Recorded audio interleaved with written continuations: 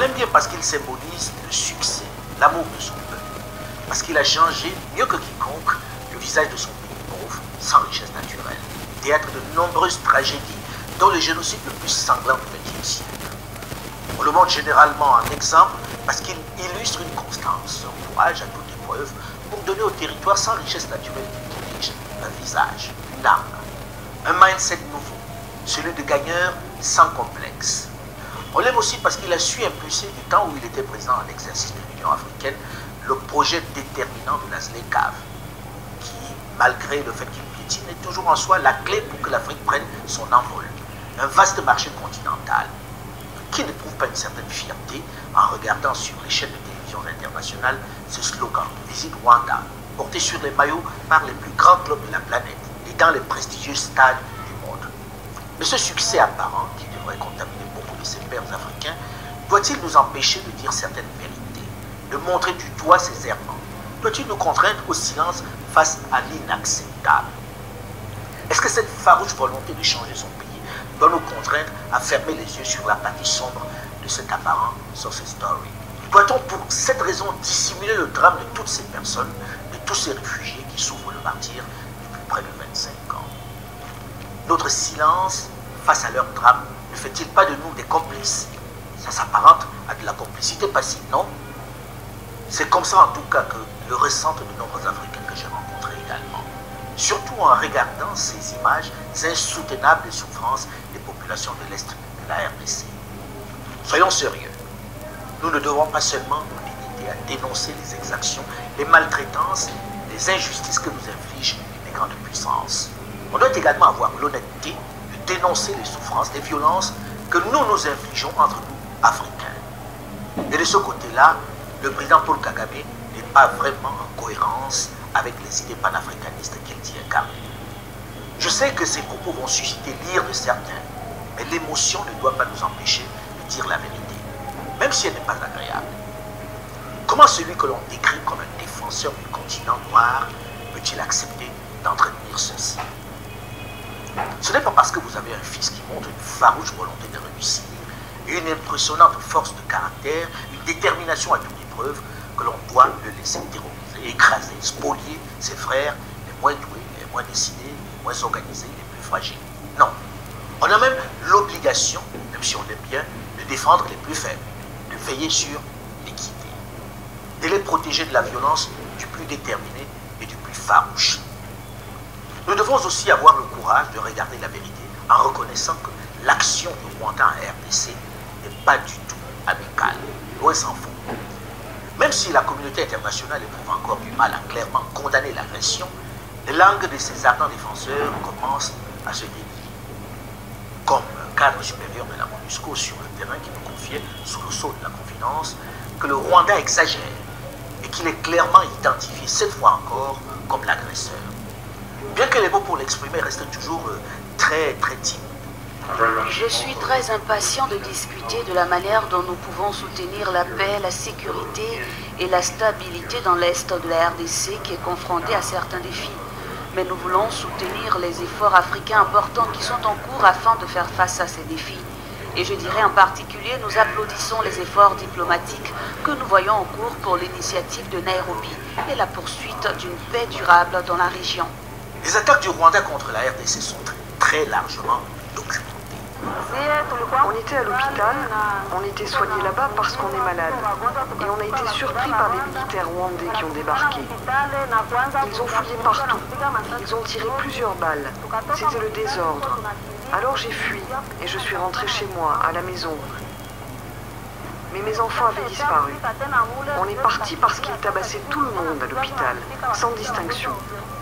L'agression du Rwanda à travers le M23, ce n'est pas une nouvelle chose.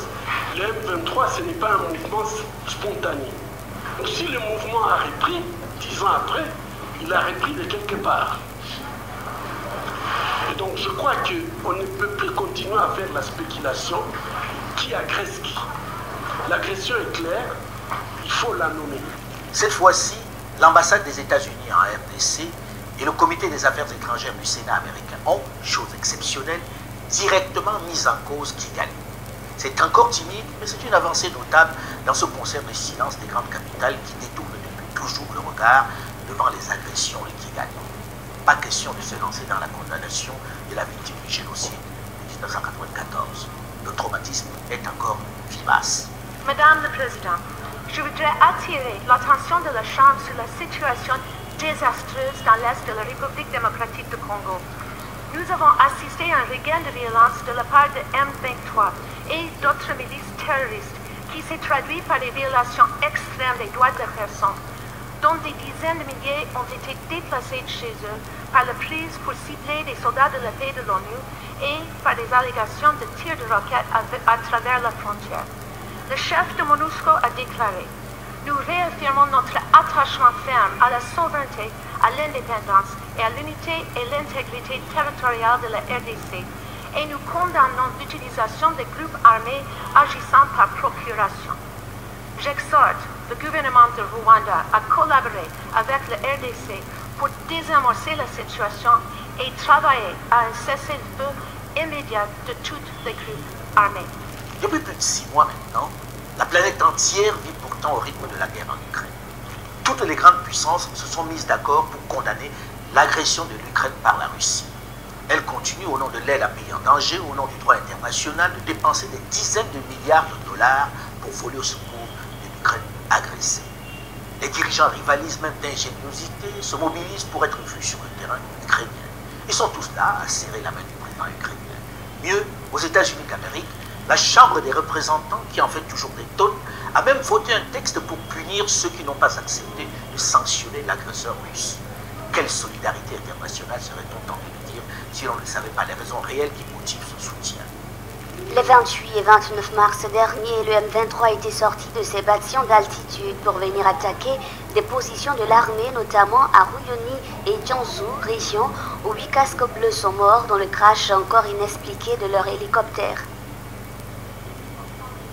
Après 2 jours de violents combats qui avaient provoqué la fuite de plusieurs dizaines de milliers de villageois vers le centre de Rutshuru et vers l'Ouganda, les rebelles avaient déclaré un cessez-le-feu unilatéral en affirmant souhaiter un règlement pacifique de la crise qui les oppose au gouvernement.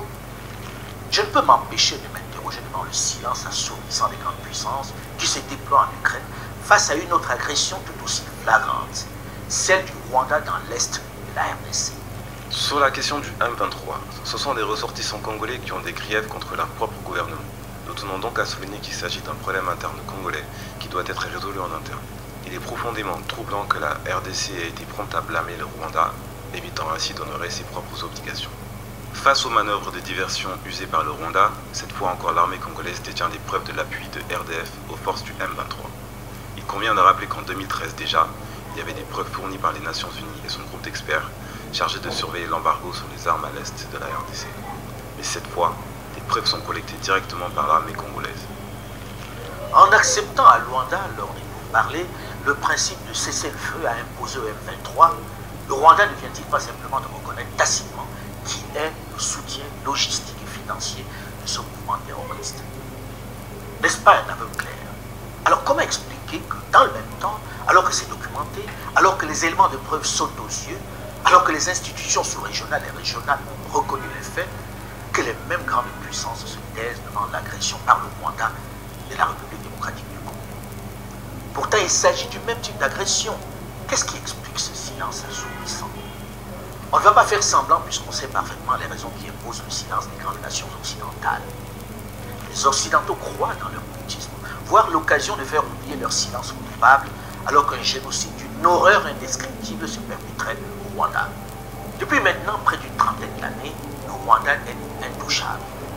Et bien que l'agression cette fois encore soit avérée, vous voyez la gêne de la plupart de ces grandes nations à dénoncer ce qui se passe.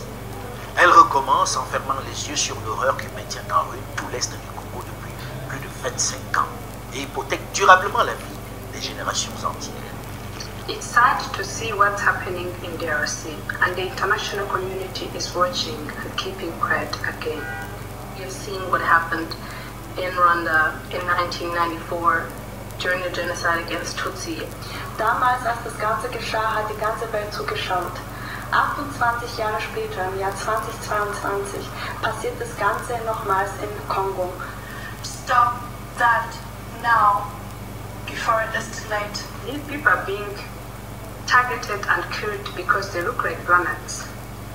Over the years, we have been saying never again. It's time we mean it and stand up to request the UN and the MONUSCO to take an action by stopping the killing and targeting of Congolese Tutsi in DRC. Ich appelliere an die Weltgemeinschaft, diesmal nicht nur hinzuschauen, sondern auch zu handeln. Never again. A promise we made 28 years ago. A promise that the United Nations keeps repeating like a mantra. We cannot let that happen again. So please, stop the killing and persecution of Tutsis and make sure that never again is not just a slogan. Never again should not be a slogan.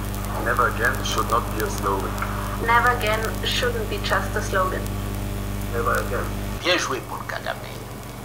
Pendant les 25 dernières années, il aura su manœuvrer, il aura su jouer avec talent et à raison sur un génocide qui a durement frappé son pays en 1994. Créant un sentiment de culpabilité dans la plupart des nations, notamment occidentales, qui auraient dû voler à son secours au moment de la tragédie.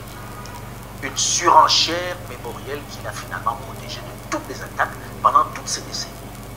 Personne ne peut nier le talent de ce stratège. Tenez, il quitte avec fracas la francophonie pour rejoindre le Commonwealth, en imposant d'ailleurs l'anglais à la place du français dans son pays.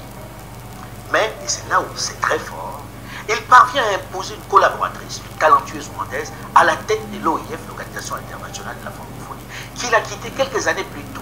Ingénieux, non? Ce n'est pas tout. Alors qu'il est aux affaires depuis bientôt 28 ans, sans discontinuer, il devient l'interlocuteur privilégié des grandes nations occidentales qui lui ouvrent leurs portes et leurs chéquiers. Personne n'ose lui parler de droits de l'homme ou d'alternance. Ça force l'admiration, non? Ça change de nos présidents qui se plient au moindre coup de poutoire des dirigeants occidentaux. Il a réussi à renverser l'ordre établi. Il a su se faire respecter, tout simplement. You've said that Rwanda is like one giant prison, but you yourself worked with President Kagame. Has he changed, or has your opinion of him changed since the days when you worked for him? The man that I knew also changed, because you remember we're originally with the vision of transforming Rwanda. In the process, of course, we fought a civil war and we ended up gaining political power in Rwanda.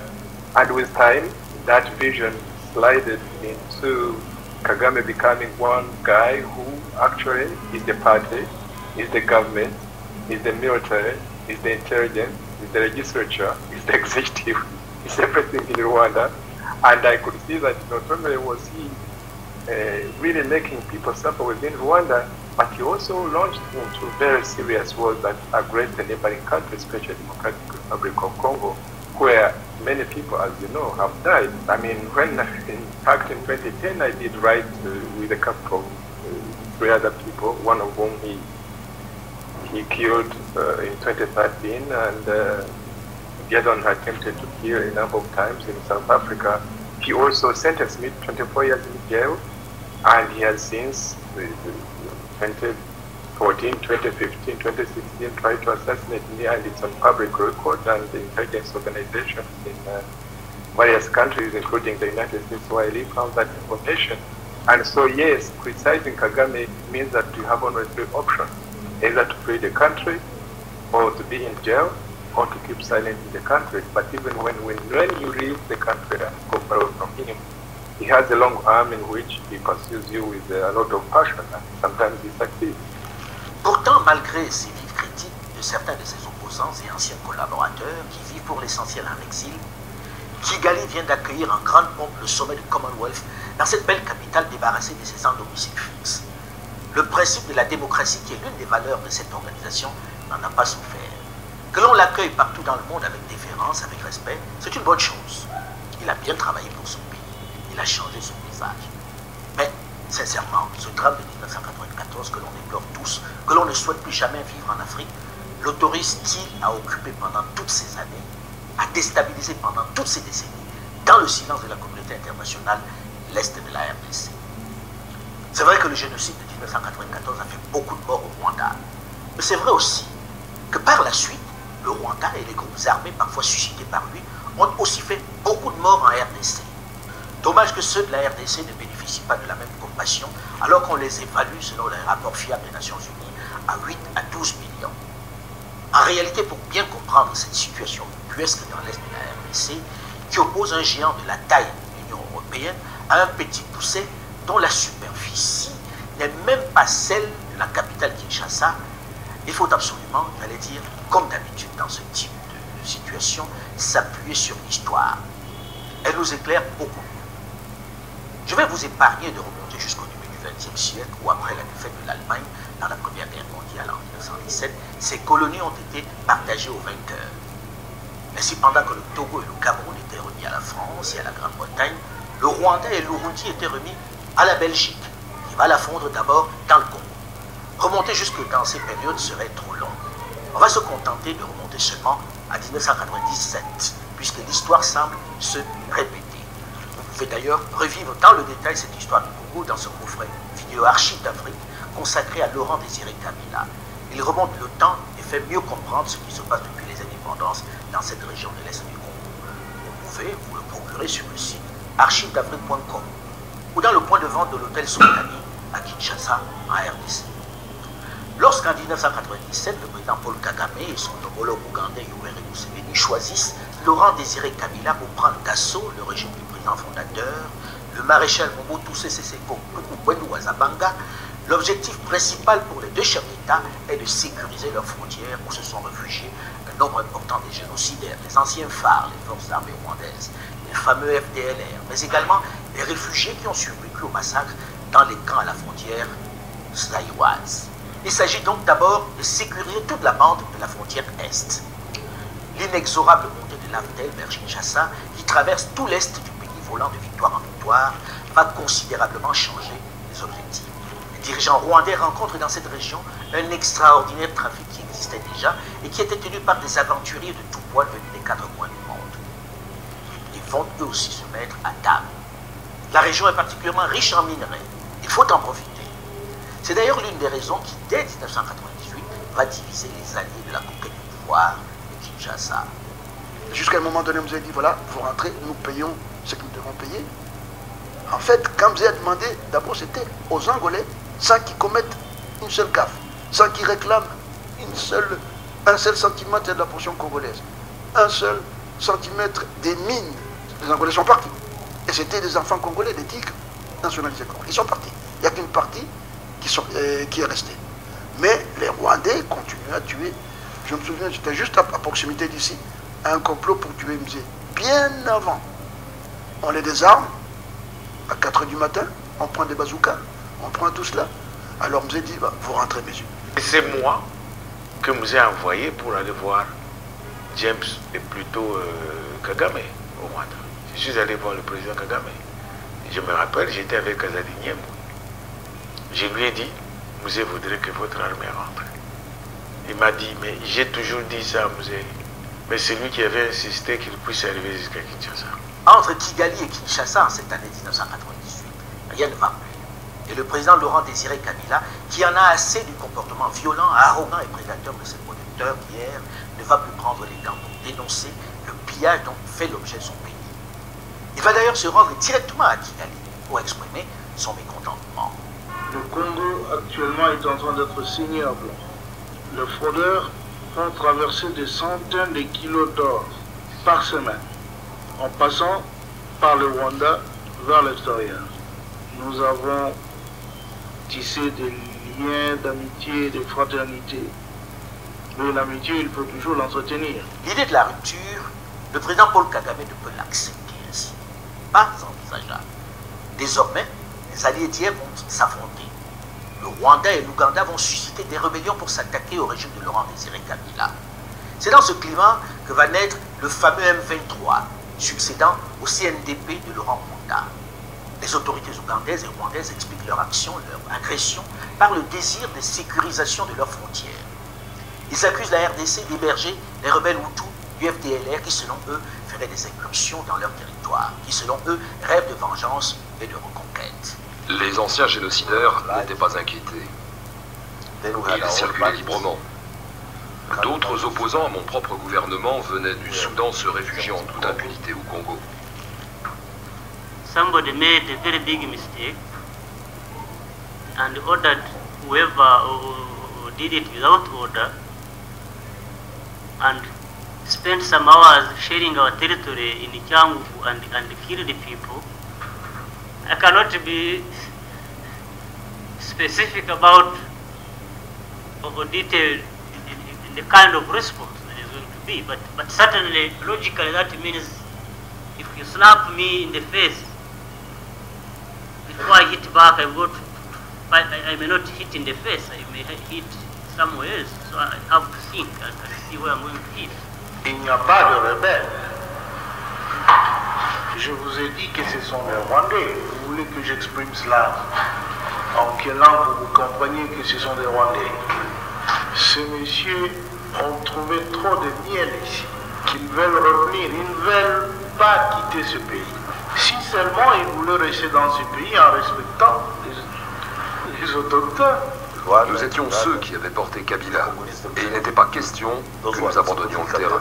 Je ne pense pas que réellement Kagame et Museveni voulaient faire tomber Mobutu. Ça, c'est Museveni lui-même qui m'a dit. Kagame et Godefroy Museveni voulaient un cordon sanitaire autour de leurs frontières les plus proches vers le Congo. Avec quel but? C'est pas simplement un mur pour endiguer les raz-de-marée des Interamwe qui n'avaient pas le moyen pour entrer au Rwanda. C'était plutôt des richesses naturelles. Nous n'avions pas porté Kabila au pouvoir juste par altruisme, mais parce que nous avions des intérêts dans cette affaire. Ceci a le mérite d'être clair. Ils ne faisaient pas la guerre par altruisme. Ce n'était pas cadeau comme on dit à Abidjan. En gros, ils vont se payer sur la bête, en entretenant au passage des milices, des groupes militaires qui vont s'installer sur d'importants carrés miniers. Et cela, tout le monde le sait et l'espère. La communauté internationale détourne le regard. Les États-Unis étaient trop pro-rwandais. Vous parlez contre les Rwandais, les Américains ne vous écouteraient pas.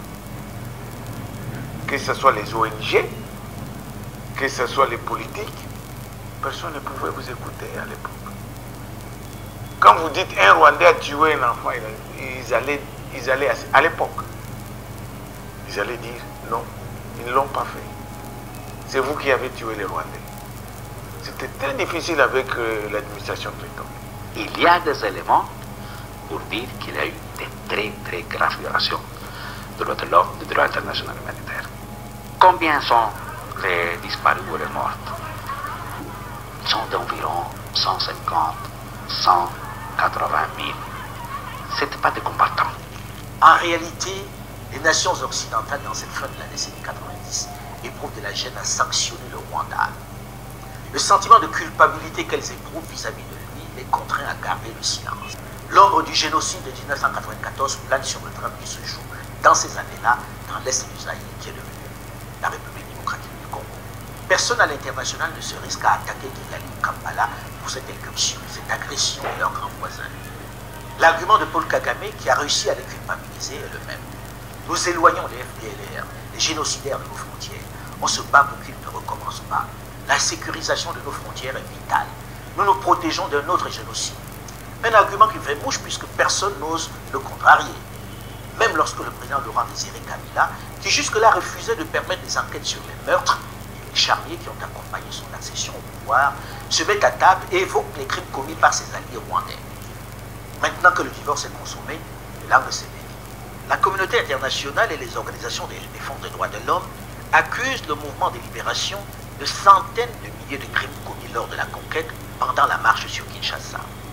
On commence même à parler de génocide.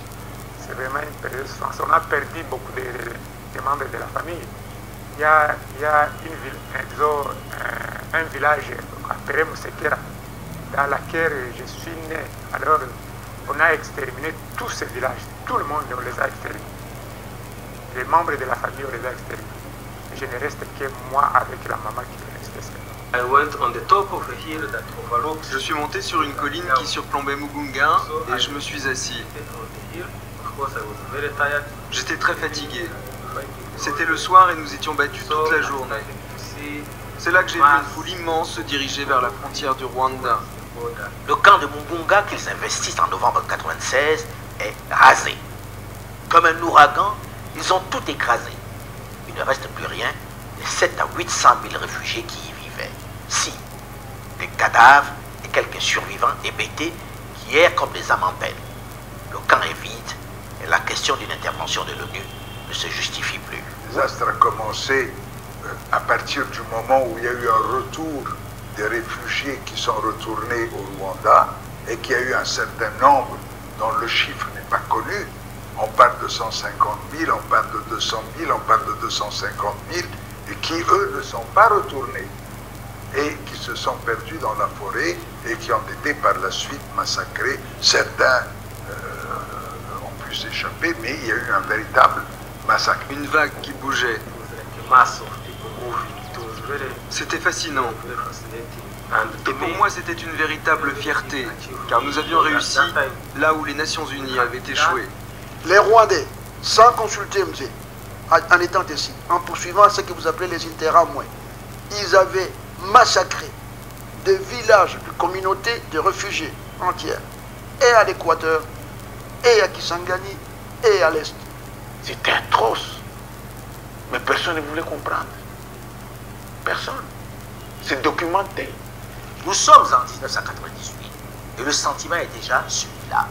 Celui de ne pas être compris de la communauté internationale lorsqu'il parle. Pourtant, le rapport des Nations Unies va bien documenter ces tueries, ces massacres commis par les forces rwandaises et ougandaises qui ont accompagné Laurent Désiré Kabila aux affaires. Près de 30 ans après, et des dizaines de rébellions suscitées après, nous sommes dans la même situation dans l'Est du Congo. Ce qui se passe aujourd'hui avec la nouvelle agression est toujours fait sous le même alibi. Le Rwanda, qui entre-temps s'était fâché avec son partenaire ougandais, s'est réconcilié avec lui. Et ils évoquent le même argument. Ils se protègent des FDLR actifs au Congo qui menacent leur sécurité. Un problème qui est très largement surestimé, puisque les FDLR ne représentent pas une menace très significative. L'autre raison qui est sans doute plus importante, c'est en effet le contrôle de certaines zones et de certaines ressources naturelles via des groupes armés qui servent en fait de sorte de gardiens ou de milices pour contrôler des zones où il y a des échanges commerciaux importants. Parler des zones où il y a des minerais. Où il y a des minerais, mais aussi où il y a du bois. Enfin bon, la fraude de minerais a été très documentée entre la RDC et le Rwanda, a été très documentée depuis de nombreuses années, donc ça c'est bien connu. Mais il y a aussi des questions de bois, d'autres ressources naturelles qui se posent. Les liens sont historiques.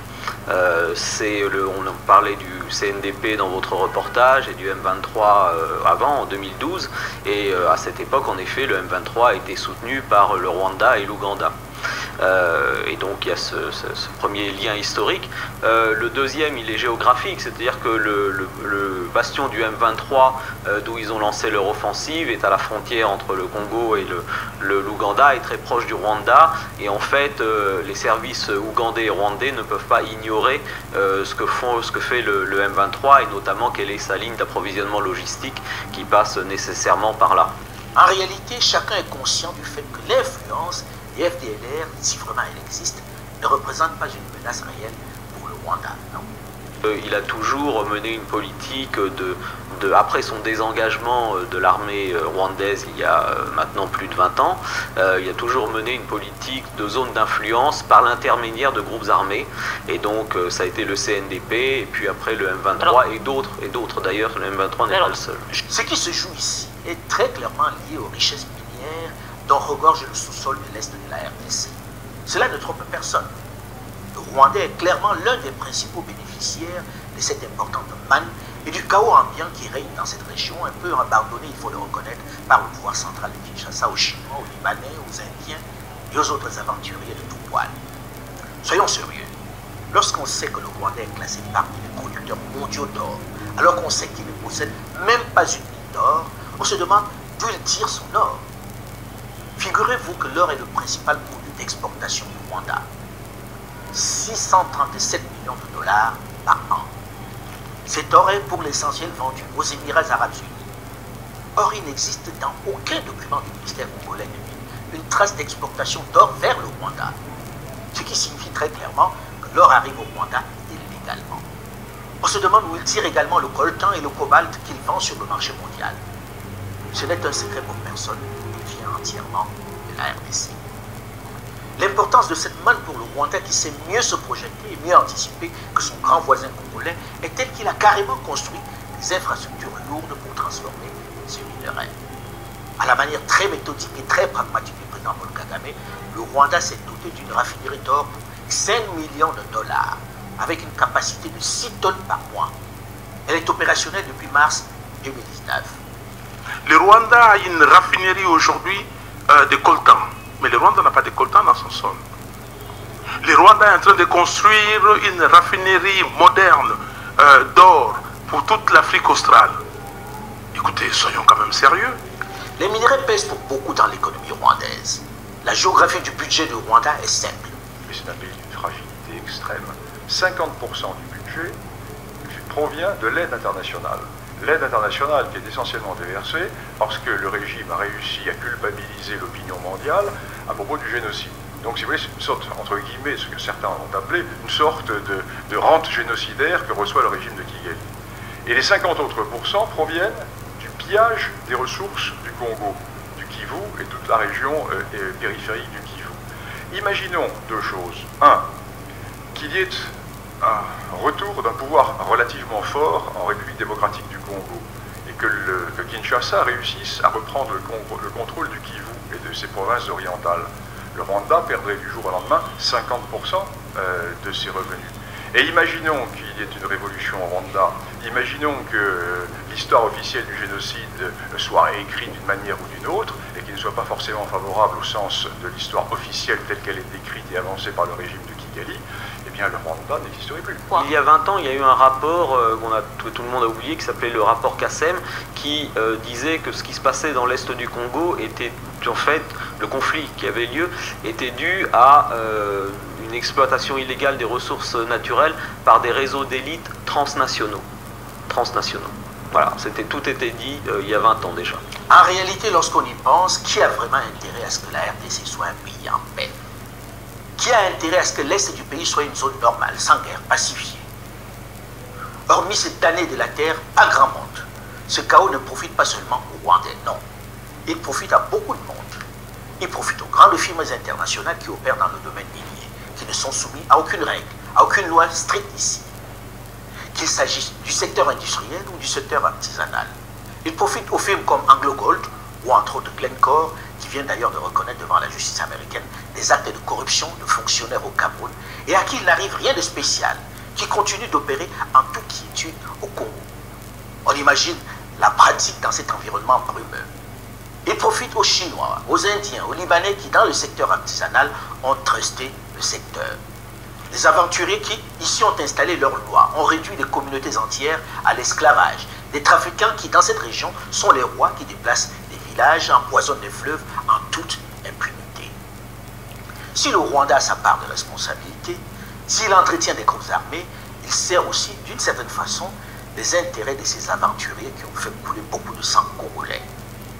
Mais si certains, comme on peut le voir, sont incriminés, sont responsables, dans le chaos et la pauvreté qui règnent en RDC, il faut reconnaître que les Congolais eux-mêmes sont les principaux responsables de cette situation. À force de pointer du doigt l'autre, ils finissent un peu par oublier leur responsabilité qui est énorme. Comment expliquer qu'un pays de la taille de l'Union européenne soit ainsi mis à mal par un petit voisin qui n'a même pas la superficie et la population de la seule capitale Kinshasa? C'est qu'il y a bien un gros souci en interne. La division qui prévaut sur place est l'une des causes. Ce n'est pas un phénomène propre au seul Congo, malheureusement, mais les rivalités, les affrontements, les divisions ethniques sont particulièrement nombreuses et vivaces ici. Au Congo, on se définit trop souvent d'abord comme du Katanga, du Kasaï, de l'Ituri, du Maniema ou de l'Équateur, avant d'être simplement congolais. Des particularismes provinciaux qui ont embrasé le Zaïre moins de 5 jours seulement après son indépendance qui perdure. On espère que la jeunesse congolaise, qui a une vraie conscience panafricaine, va savoir transcender ces divisions d'un autre temps qui fragilisent leur pays. Par ailleurs, si les autres, j'entends par là les grandes firmes internationales et les voisins, ont eu l'opportunité de déstabiliser le pays, c'est toujours avec la complicité des nationaux. La corruption à RDC est endémique. Derrière chaque Chinois, chaque Libanais, bref, chaque minier qui se cache dans l'artisanat, il y a un député, un ministre, un officier de l'armée ou un politique. Je pense que l'Est du pays, on n'a jamais eu la volonté d'en finir. Parce que j'avais parlé des armes. Écoute, c'est que les M23 et même métissés, m'ont dit, au sein de Malaba, vous êtes toujours là à dire le Rwanda nous approvisionne en armes, l'Ouganda nous approvisionne en armes. Et si on vous disait qu'un des plus gros fournisseurs en armes, ce sont les FARDC. J'ai sursauté. Et ils m'ont dit oui, lorsque des cargaisons d'armes quittent Kinshasa, nous sommes au courant. L'itinéraire que ça va prendre. Et puis quelque part, on se met à tirer en l'air, on tire, ils laissent la cargaison et ils repartent et nous prenons. Donc on sait très bien. D'ailleurs, vous avez vu que même dernièrement en Ituri, il y a des officiers qui ont été jugés et condamnés. Donc il y a eu, j'espère qu'il n'y en a plus, de cercles criminels au sein des FARDC. Et si vous causez avec, à l'époque, je crois il était major Chimangu, colonel Chimangu, maintenant général Chimangu, je crois que vous le connaissez. Eh bien, lorsqu'il luttait contre Kunda Batoire et Bosco Taganda, j'étais souvent en coma. Il leur arrivait qu'ils reçoivent le contre-ordre juste au moment où ils devaient mener le coup fatal, le coup décisif. Des ordres venaient de Kinshasa et on leur disait vous arrêtez là. C'est vrai que lorsque nous avons été sur le terrain à l'Est pour le tournage du documentaire consacré au mines du Congo, à chaque fois que nous rentrions dans une concession, dans une mine, le Chinois, le Libanais et tous les aventuriers qui se retrouvent en RDC, qui ont contourné toutes les règles pour s'approprier des mines, se dépêchaient d'appeler leurs pontes, leurs protecteurs à Kinshasa. Certains n'hésitaient d'ailleurs pas à nous menacer en nous rappelant qu'ils ont des soutiens importants dans la capitale, des personnes tout en haut qui vont nous écraser. Pendant ce tournage, nous avons plus eu maille à partir avec les grands pontes du régime, les notables locaux, qu'avec les étrangers. Les plus gros risques encourus étaient avec les Congolais. Dans chacune des mines qui appartenaient aux Chinois et aux étrangers, nous avons rencontré des militaires qui les gardaient, des FARDC. On dit d'ailleurs au Congo que chaque député ou chaque homme politique a son Chinois. Parfois, je me demande si ce n'est pas chaque Chinois qui a son politique ou son général. Figurez-vous que certaines des mines chinoises qui avaient été fermées par l'autorité du Sud Kivu après notre dénonciation ont été rouvertes sous la pression des autorités de Kinshasa, au mépris de toutes les règles. Ils n'ont rien à craindre du jeune gouverneur du Sud Kivu qui, malgré sa bonne volonté, semble avoir les mains liées. Ils peuvent polluer sans gêne et vendre leur or sans tracas. Et eux le vendent directement en Chine. Pas de statistiques possibles. Quand on regarde les chiffres, par exemple, quand vous prenez les statistiques de l'année passée, où que ce soit le Rwanda ou le Burundi, où ils ont exporté, je crois, plus de 300 tonnes, où ils ont raffiné dans les raffineries, que ce soit en Ouganda ou à Kigali, il y a de quoi se poser une question. En réalité, les autorités provinciales et nationales congolaises ont eux aussi une grande part de responsabilité dans cette situation de paupérisation dans l'Est du Congo. L'or, le coltan et le cobalt qui traversent la frontière pour être vendus sur le marché par le Rwanda n'est pas que le fait des autorités de Kigali. Au regard de la fiscalité minière complètement obsolète qui accourt dans cette région, la plupart des miniers congolais, dans le secteur artisanal, ont plus intérêt à aller vendre leur or ou leur coltan au Rwanda ou en Ouganda. La fiscalité y est attractive, mais difficile de le faire évoluer du côté du Congo. Si un comptoir devrait avoir 1 kilo d'or, et qu'on doit l'obliger, n'est-ce pas, à payer 5% de la valeur expertisée, et qu'en traversant dans les pays les plus offrants, où la taxe déjà est de 0,4, en d'autres termes, il a déjà 4,6 qu'il gagne. C'est-à-dire qu'il gagne 4 fois plus en vendant chez le voisin que sur place. Exact. Si l'influence des autres est aussi néfaste en RDC, c'est bien parce que ces pays étrangers, ces multinationales, ont trouvé un terreau fertile. C'est parce que la corruption est endémique au Congo. En réalité, le principal souci est celui de la corruption de l'élite nationale. C'est eux qui, pour la plupart, ont vendu leur pays. C'est eux qui ont permis de faire de leur population des esclaves. C'est le grand chantier auquel se trouve confronté le président Félix Tshisekedi Tshilombo. Le Congo, depuis des décennies, est entré dans une forme d'habitude du mal. Donc la corruption était devenue banale, on l'a banalisée. Endémique. Mais vous savez, endémique. Vous savez, il n'y a pas que la corruption comme telle, mais il y a aussi ce changement de mentalité. Si le Congo veut sortir de cette situation, sa principale tâche doit être à la fois de combattre cette corruption endémique, mais également d'unir tout le monde autour de ce qui est essentiel, la RDC. C'est seulement à ce prix-là qu'elle peut survivre. Comment vous pouvez-vous, élite congolaise, vous journalistes, penser qu'il est normal que le Rwanda influe sur la politique congolaise? L'Ouganda influe sur la politique congolaise en disant nous voulons tel plutôt que tel institut. Et que nous ne soyons pas en mesure de dire qui nous voulons comme président. C'est parce que nous sommes faibles. Le Congo en cette période gagne à être uni et la force de son leader doit venir surtout de sa capacité à faire l'union pour la patrie. Le moment n'est pas à la chasse aux sorcières ou au sempiternel jeu politique. Si les politiques congolais veulent garder le respect de leur population, elles doivent maintenant taire leur division et donner à ce pays sa réelle place. Pendant qu'ils se battent pour savoir qui va occuper tel ou tel poste, pendant qu'ils jouent à se faire peur, d'autres se servent allègrement dans le pays. Il devient urgent dans un pays qui trop souvent se distingue par le nombre de véhicules 4 km² dans la ville, que l'on fasse enfin reculer la pauvreté, que l'on s'occupe enfin de développer, d'exploiter, de valoriser le cadeau dont la nature l'a doté pour diminuer les souffrances des populations et gagner son respect. Parce qu'en réalité, si la RDC est ainsi malmenée, c'est parce que ses dirigeants ont offert l'opportunité de le faire. Laissez-moi vous corriger. Ce ne sont pas seulement ceux qui combattent dans le CNDP ou dans la soi-disant rébellion appelée M23 qui ont été associés au Rwanda ou à l'armée rwandaise. Même ceux qui sont dans le gouvernement aujourd'hui ont fait partie de cela. Il n'y a personne dans le gouvernement congolais, en commençant exactement par sa tête, qui n'ait pas d'association avec nous.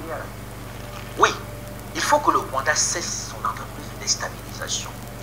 Oui, il faut qu'il soit dans une démarche plus respectueuse des Congolais. Mais dans le même temps, les Congolais doivent s'organiser.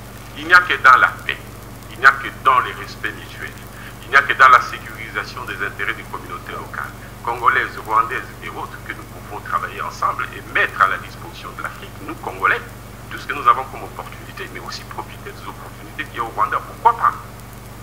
Alors, pour obtenir ça, il faut faire la guerre au Rwanda. Ce n'est pas en pleurnichant. Peut-être que cette guerre-là ne sera pas nécessaire si déjà nous montrons que nous sommes forts, nous Congolais, et que nous avons la cohésion entre nous. D'abord, nous sommes le centre de l'Afrique, le cœur de l'Afrique.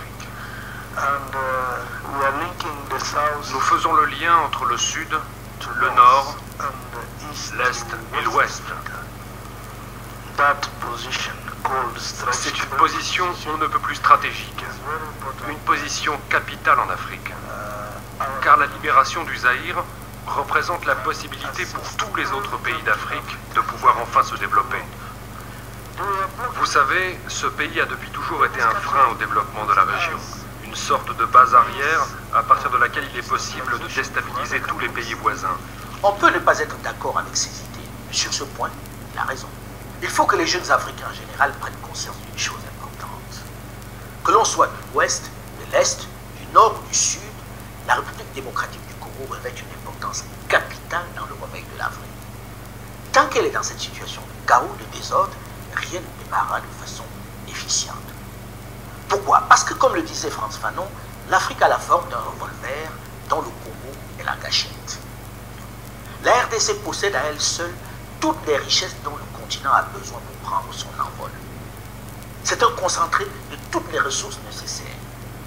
Premier producteur mondial de cobalt, avec ses 74 000 tonnes chaque année, il fournit 70% de ce minerai essentiel dans la fabrication de batteries pour voitures électriques. Premier producteur africain de cuivre, avec plus d'1 million de tonnes par an. Le Congo est assurément, comme on dit, un scandale géologique, puisque la liste de ces minéraux est longue et importante. Diamants, près de 19 millions de carats par an. Or, 23 000 kilos par an. Zinc, 7 800 tonnes. Je ne peux pas citer toutes ces richesses ici. Il est donc urgent qu'elles profitent aux Congolais, mais également à l'Afrique entière.